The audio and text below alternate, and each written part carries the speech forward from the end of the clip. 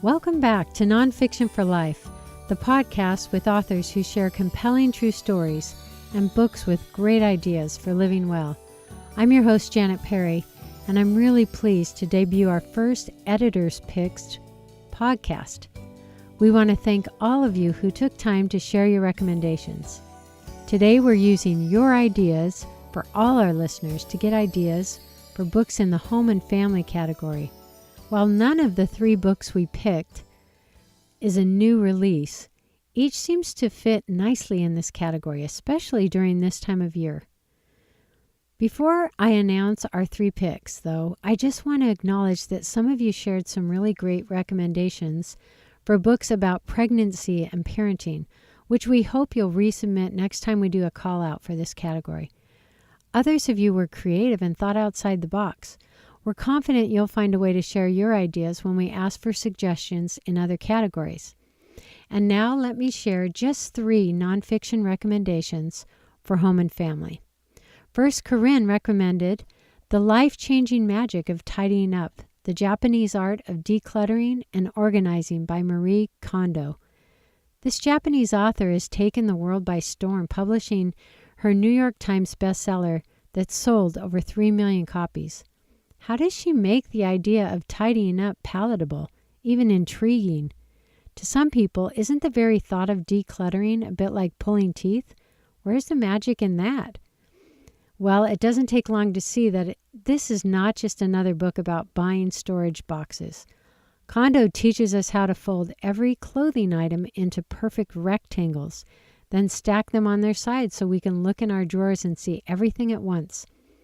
Also, Kondo takes a unique approach to helping clients get rid of things. She greets the house by kneeling, bowing, and formally introducing herself. After this ritual, she continues to show respect for the people and their things, as well as for the house itself, by dressing professionally. That's right, she wears a dress or slacks and a blazer to do her work. Here's how she explains herself. This is my way of showing respect for the house and its contents. I believe that tidying is a celebration, a special send-off for those things that will be departing from the house, and therefore I dress accordingly. I am confident that when I show respect by the clothes I choose to wear and begin the work of tidying by greeting the house, it will in turn be happy to tell me what the family no longer needs and where to put the things remaining so that the family can be comfortable and happy in this space. Our next editor's pick comes recommended by Carol Lee. It's called My Grandfather's Blessings, Stories of Strength, Refuge, and Belonging by Rachel Naomi Remen. The author is a cancer physician who harkens back to times with her grandfather, an Orthodox rabbi. He passed along to her the truth that, quote, blessing one another is what heals the isolation and loneliness in us all, unquote. He taught her that small acts of service can bless even the strangers along our way. Above all, Remen's grandfather showed her we are all connected, families most of all. In short, we all belong to each other. In one story, which Remen names All in the Family, she tells of listening to a well-known rabbi speak of forgiveness. To illustrate how forgiving God is, he took his own infant from his wife's arms at the beginning of his sermon. Naturally, the child began to grab her father's nose and glasses, as babies do. The congregation laughed, and the rabbi asked if there might be anything the child could do that would be unforgivable, which of course she couldn't. But the rabbi deepened the lesson when he asked at what age extending forgiveness to a child stops.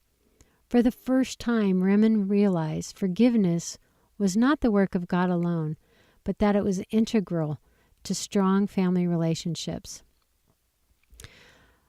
Finally, Alexis Tanner recommended our 3rd book that she says has some great ideas for living life like the Danish, the happiest people in the world. It's called The Little Book of Hygge, Danish Secrets to Living by Mike Vilken, CEO of a Copenhagen think tank called the Happiness Research Institute. But just what is this thing? Spelled Hygge and pronounced Hygge, the word is said to have no direct translation in English. though cozy comes pretty close.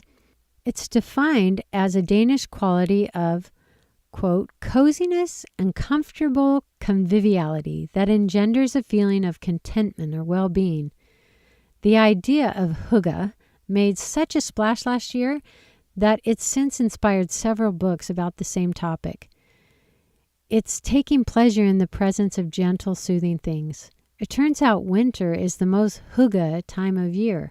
Think candles, woolly slippers, delicious pastries, and a warm fireplace. I'm a word lover, so one of the things I love about this concept, hygge, is that it can be used as a noun, an adjective, a verb, or a compound noun. In other words, you can find it, do it, or just plain use it to describe everything cozy. For example, Danish doctors recommend tea and hygge as a cure for the common cold. It's possible to hygge alone, wrapped in a flannel blanket with a cup of tea. And here's the reason we're including the book in our editor's picks. The true expression of hygge is joining with loved ones in a relaxed and intimate atmosphere. Hygge is about slowing down with those you love the most and appreciating the simple pleasures of life. Just looking at the book's table of contents, you'll see several ways to understand hygge. For example, you'll find chapters about food and drink, clothing and home, and you can read about hygge during summer and hygge throughout the year, and you can learn what light and togetherness have to do with hygge.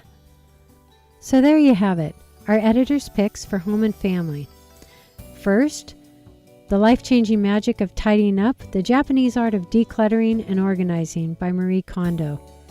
Second, My Grandfather's Blessings, Stories of Strength, Refuge, and Belonging by Rachel Naomi Remen. And third, The Little Book of Hygge, Danish Secrets to Happy Living by Mike Vilken. We hope you enjoyed hearing about just 3 insightful, inspiring, and uplifting books about home and family. As we always say at Nonfiction for Life, we believe there's something for everyone. We'll talk to you next time.